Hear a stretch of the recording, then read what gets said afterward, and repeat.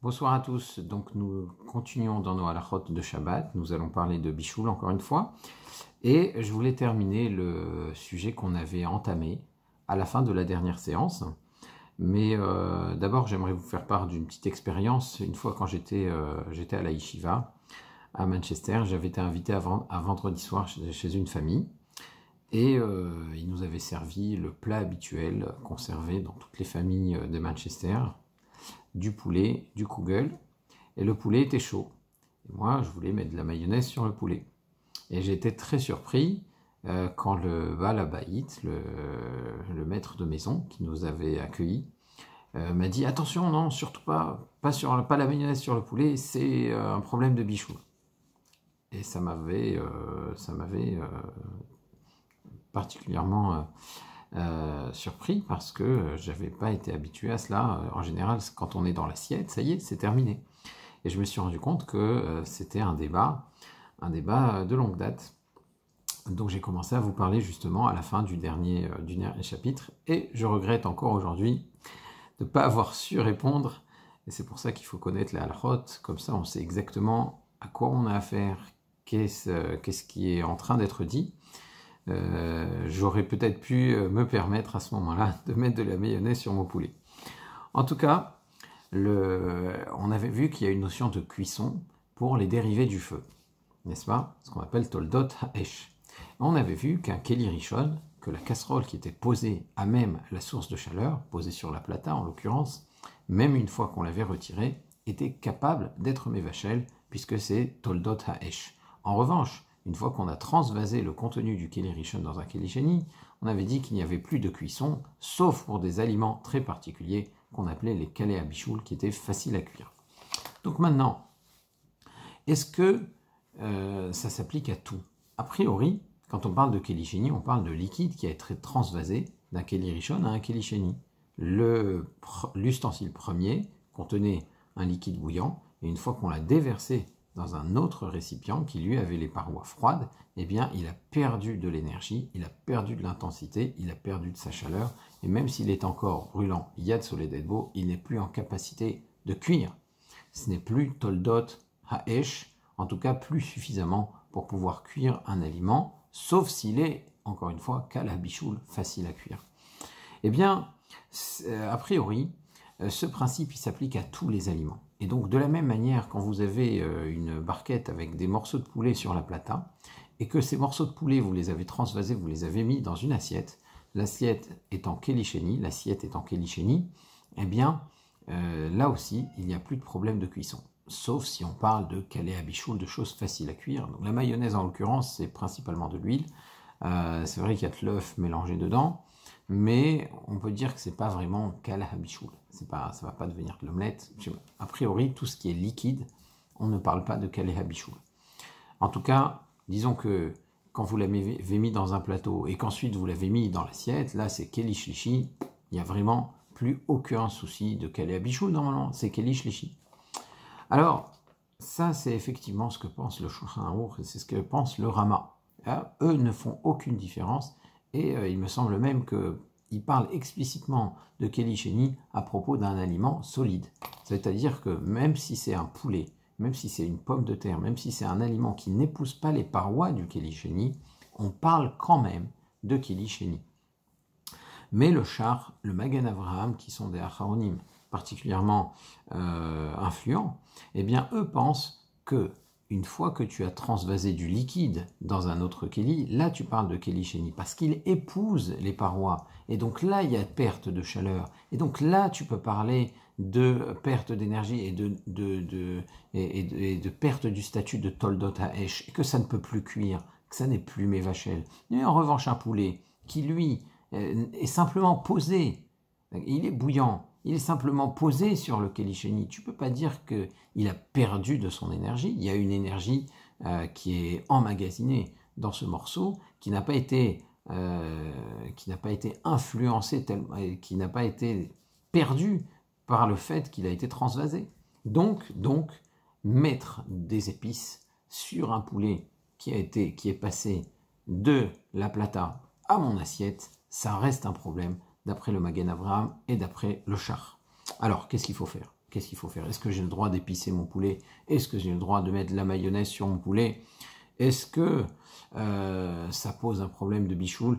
Eh bien, selon le Shach, le Magen Avraham, oui. Mais, étant donné que le Mechaber et le Rama pensent que c'est permis, mais à Karadine, selon la stricte halacha, c'est permis. C'est permis, même si c'est encore bouillant, surtout si c'est dans un keli shlishi. Alors quand c'est dans un keli shlishi, il n'y a plus aucun problème. Dans un keli sheni, à la limite, on pourrait dire qu'on craint les calés à bichoul, on craint ce qui est facile à cuire, quand les épices sont réduites en morceaux, quand réduites en poudre, quand on parle d'aliments extrêmement légers comme ça, fins. Alors oui, peut-être dans un keli sheni, mais dans un keli shlishi, quand vous avez mis ces morceaux de poulet, ces morceaux de poisson dans un plateau, et qu'ensuite vous les avez servis dans une assiette, c'est un keli shlishi. Là, normalement, mais avec Karadine, il n'y a plus aucun problème. La stricte halakha, c'est permis. Cependant, étant donné qu'il y a le Magen Avraham et le Shach, il est bon, il est mieux, c'est conseillable, c'est encouragé d'attendre que le morceau ne soit plus bouillant, simplement chaud.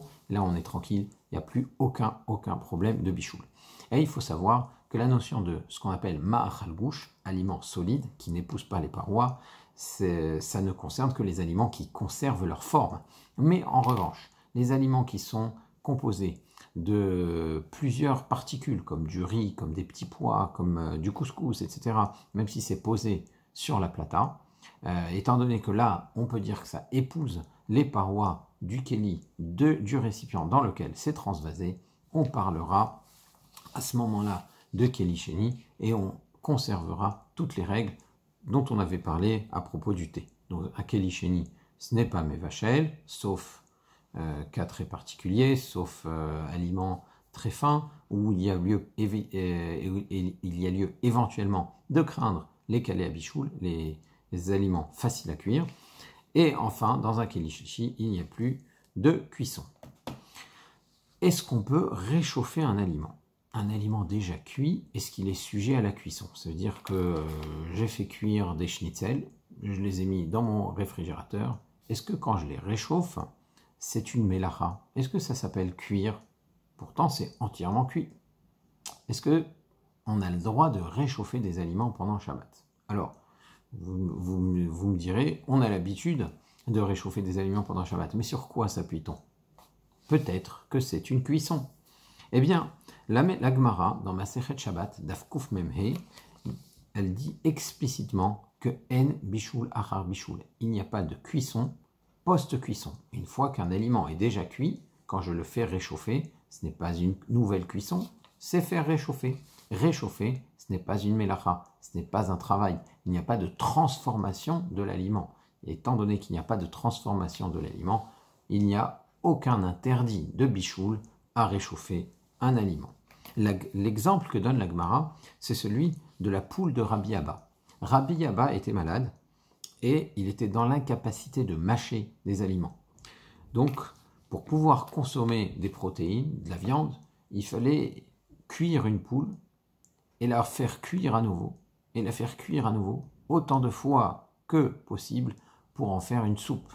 La poule était réduite en liquide. Donc, c'est ça ce que mangeait Rabbi Abba durant sa maladie. Donc, il est clair que pour un aliment comme le poulet, comme la viande, comme des aliments solides, comme cet exemple que donne la Gemara, il n'y a pas de bichoul achar bichoul, il n'y a pas de nouvelle cuisson. En revanche, la question qui se pose, c'est est-ce que ce principe que donne la Gemara s'applique à tous les aliments? Après tout, un aliment liquide qui a refroidi, de l'eau qui a refroidi, elle est peut-être dans le même état qu'avant la cuisson. Donc peut-être que faire réchauffer un liquide, faire réchauffer un bouillon pendant Shabbat, là ça s'appelle cuire. Qui me dit que quand on dit en bichoul achar bichoul, ça n'est pas qu'une règle qui s'applique à des aliments solides? Eh bien, c'est un débat entre les Rishonim, c'est un débat entre les décisionnaires médiévaux. D'après Rambam, effectivement, le principe est un principe général. En bichoul achar bichoul.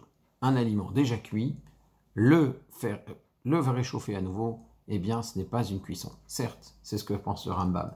Mais, étant donné qu'on parle d'une mélacha de la Torah, d'un interdit de la Torah, le Shulchan Aruch va trancher comme les avis les plus stricts.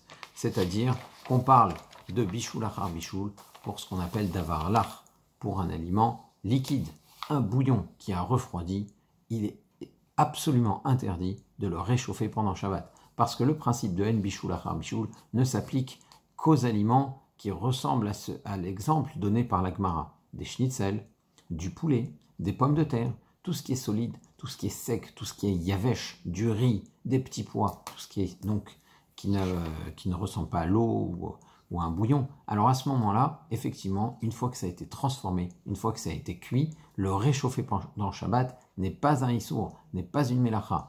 Mais un liquide, un bouillon, une soupe, une daffe dans lesquelles, au fond de laquelle il y a un jus qui a de l'importance, donc on ne peut pas dire qu'il est annulé. Dans tous ces cas-là, le liquide froid, quand on le fait réchauffer à nouveau, eh bien c'est une mélacha de mévachel selon la décision du Shulchan Aruch et du Rama. Donc il est formellement interdit, si on a rangé un bouillon dans le réfrigérateur avant Shabbat ou même pendant Shabbat, de se dire tiens, peut-être je vais ressortir ce bouillon, je vais le mettre à nouveau sur la plata, je vais le faire réchauffer pour servir aux enfants qui préfèrent ce plat-là que l'autre plat, etc. C'est formellement interdit. On ne peut réchauffer pendant Shabbat que des aliments solides. Les aliments liquides, à partir du moment où ils sont froids, sont concernés par l'interdiction de Mévachel. Alors, est-ce qu'on a le droit de... comment donc poser à nouveau une casserole sur la plata? Quelles sont les restrictions et quelles sont les conditions à respecter pour qu'une casserole qui a été retirée de la plata puisse y être reposée à nouveau? Et bien pour ça, il faut déjà passer en revue d'autres interdictions que les Chachamim ont imposées concernant le bichoul, concernant la mélacha de Mévachel, le travail de cuire. Donc tout d'abord, il y a certaines actions qui, bien qu'ils ne présentent pas de cuisson, sont interdites quand même par les Chachamim. Il y a par exemple le fait de poser un aliment cru près d'une source de chaleur qui pourrait cuire cet aliment. Ça pourrait cuire cet aliment, c'est en mesure de la cuire. Alors moi, je veux le poser juste pour le réchauffer. J'ai des fruits, par exemple, qui sont très très froids dans le réfrigérateur. J'ai du mal à les manger comme ça, à cette température-là. Je les mets sur la plata, le temps de les réchauffer. Oui, mais le problème, c'est que ce qui risque de se passer, c'est que je vais les oublier. Donc je risque de les oublier. Et si je les oublie, ils vont pas seulement chauffer, ils vont commencer à se transformer, ils vont commencer à cuire. Et à ce moment-là, quand j'aurai posé mon fruit froid sur la plata, eh bien, j'aurai transgressé la mélacha de Mévachel. Pourquoi? Par simple oubli. Mon oubli a fait que j'ai déposé un aliment cru et je l'ai laissé finalement cuire en l'oubliant sur la plata. Donc ça, c'est ce qu'on appelle Shemei Yevachel. Je ne peux pas poser un aliment cru sur une source de chaleur où il y a une possibilité que cet aliment finisse par cuire. Même chose, je veux réchauffer un biberon.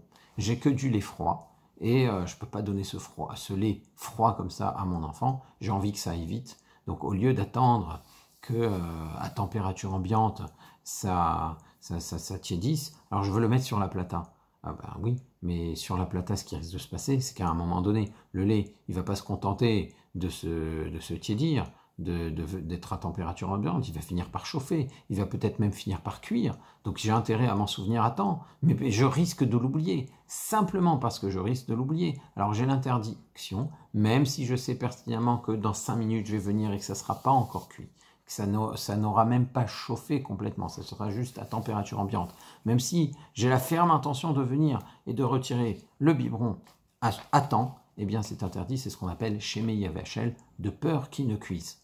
Donc ça, c'est une première chose à savoir, un premier interdit que les Chachamim ont imposé, même si il ne s'agit pas d'une véritable cuisson, puisque je vais le retirer à temps. Oui, mais comme il y a cette chance que je ne le retire pas à temps, alors c'est interdit. Autre chose que les Chachamim ont interdit de faire, parce que ça ressemble à cuire. Ce n'est pas une véritable mélacha de cuire, mais ça ressemble à cuire. Poser une casserole sur une cuisinière qui est entièrement cuite. Si entièrement cuit, ça contient un aliment yavesh, donc il n'y a pas de problème, c'est froid, mais je le pose sur une cuisinière. Je le pose sur une cuisinière qui est chaude. eh bien, on va dire que c'est un feu couvert. J'ai mis une plaque métallique, comme ça se fait beaucoup en Israël. Donc, c'est une cuisinière, c'est quelque chose qui sert à cuire en semaine. Et je vais mettre ma casserole qui contient mes pommes de terre, mon riz, mes petits pois. Je le mets sur cette cuisinière pendant Shabbat, alors que c'est froid. Je le sors du réfrigérateur et je le mets sur la cuisinière. C'est aussi interdit. C'est ce qu'on appelle Mirze Kemvachel. J'ai l'air d'être en train de cuire un aliment. J'ai l'air de faire les gestes, je suis en train de faire un geste qui ressemble à cuire. Et donc, étant donné que je fais un geste qui ressemble à cuire,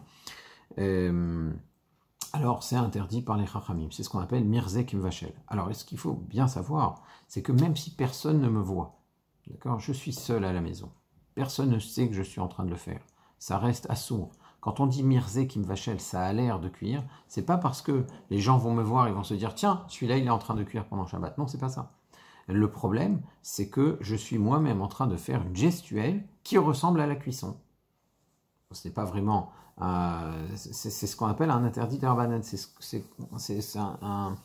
On pourrait appeler ça, on pourrait comparer ça à Ouvdin des Chol. C'est un comportement Chol, c'est pas un comportement shabbatique de mettre une casserole sur une cuisinière pendant Shabbat. Le Shulchan Aruch tranche donc que ça concerne les aliments secs et il dit que ça concerne aussi les aliments qui ont cuit au four. Et ça, c'est intéressant. Parce que quand tu dis Mirze Kemvachel, j'ai l'air de cuire, je comprends quand c'est une casserole. Mais même quand il s'agit de chalot, quand il s'agit de borekas, d'aliments qu'on cuit au four en général, hein, j'ai un pyrex avec des morceaux de poulet, ben ça se cuit au four, ça peut-être.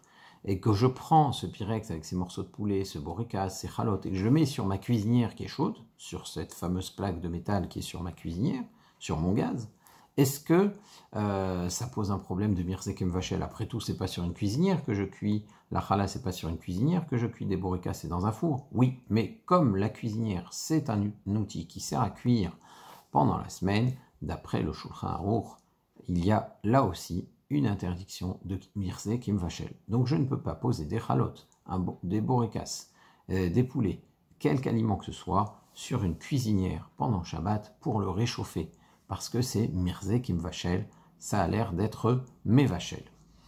Ce pourquoi c'est permis, même sur une cuisinière, par contre, c'est si j'ai une casserole qui est posée depuis avant Shabbat sur ma cuisinière, j'ai ma dafina. J'ai ma dafina qui m'attend depuis vendredi après-midi. Elle est sur la cuisinière, elle est sur la plata. La plata, c'est un petit peu particulier, on va en parler juste après, mais elle est sur ma cuisinière, et que je pose ma challah sur la casserole, et que je pose mes borekas sur la casserole. À ce moment-là, il n'y a pas de Mirze Kemvachel. Pourquoi? Parce que ce n'est pas une façon de cuire. Quand on cuit sur la cuisinière, on pose à même le feu, évidemment. Donc, quand on cuit dans un four, on le met dans le four et on est au contact, on va dire, il y a la chaleur tournante, etc. Mais par contre, poser un aliment sur une casserole qui est elle-même posée sur la cuisinière, là, il n'y a pas de Mirze Kemvachel. Donc, concernant la plata, est-ce que je peux poser une challah directement sur la plata? Eh bien, c'est lié un petit peu à notre question.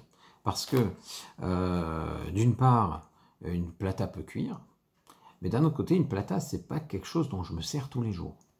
Donc, il va y avoir des décisionnaires, comme Rav Ovadia Yosef, comme le Rav Moshe Levi, auteur du Menuchat Ahava, qui vont dire, étant donné qu'une plata, ce n'est pas quelque chose qui sert à cuire habituellement, eh bien, poser ma challah directement sur la plata ne pose pas de problème de Mirze Kemvachel. J'ai pas l'air d'être en train de cuire. Qui cuit sur une plata? Une plata, ça sert à maintenir des aliments au chaud. Ça ne sert pas à cuire. C'est vrai que c'est capable de cuire, mais ça ne sert pas à cela. C'est pas fait pour cela. Ça arrive qu'à Yom Tov, étant donné que je n'ai que ça qui est branché dans ma maison, alors je vais cuire avec. Mais ça ne sert pas à cela. Donc il n'y a pas de Mirze Kemvachel. D'après Rabbi Shalom Essas, d'après Shmirat Shabbat Kilcheta, le Rav Nevirt, d'autres décisionnaires, une plata, étant donné que ça peut cuire, et qu'on s'en sert parfois pour cuire, ça suffit pour que s'impose l'interdiction de Mirze Kemvachel. Donc on ne pourrait pas poser directement la challah, le pain, sur la plata, mais on devrait la poser sur la casserole. Alors la casserole, là j'ai enlevé le problème de Mirze Kemvachel, je ne suis plus en train d'avoir l'air de cuire. Je ne fais plus une action où j'ai l'air de cuire. Donc, Meikaradin, on pourrait s'appuyer sur le Rav Moshe Levi, sur le Rav Ovadia Yosef et poser la challah directement sur la plata. Cependant, pour éviter tout problème, ce qu'on pourrait faire aussi, c'est de retourner un plateau, de retourner une casserole sur la plata et poser la challah dessus. Alors à ce moment-là, on pourrait, d'après tout le monde, poser la challah sans que ne se pose le problème de Mirze Kimvachel. Donc ce qui est fortement recommandé, c'est donc de ne pas mettre la challah directement sur la plata, même si on a sur quoi s'appuyer et que c'est permis, mais de le mettre sur quelque chose de plus, un plateau retourné, quelque chose, même si c'est vide, on sort déjà carrément du Mirze Kimvachel de la façon de cuire. Donc voilà pour les aliments secs. Est-ce que je peux les poser sur la plata pendant Shabbat ou non? La question qui se pose, c'est ma casserole de daf que j'ai retirée pour servir, ma casserole de riz que j'ai retirée pour servir, est-ce que j'ai le droit de la poser sur la plata? Et ça, on le verra Be'ezrat Hashem pour la prochaine séance. Au revoir.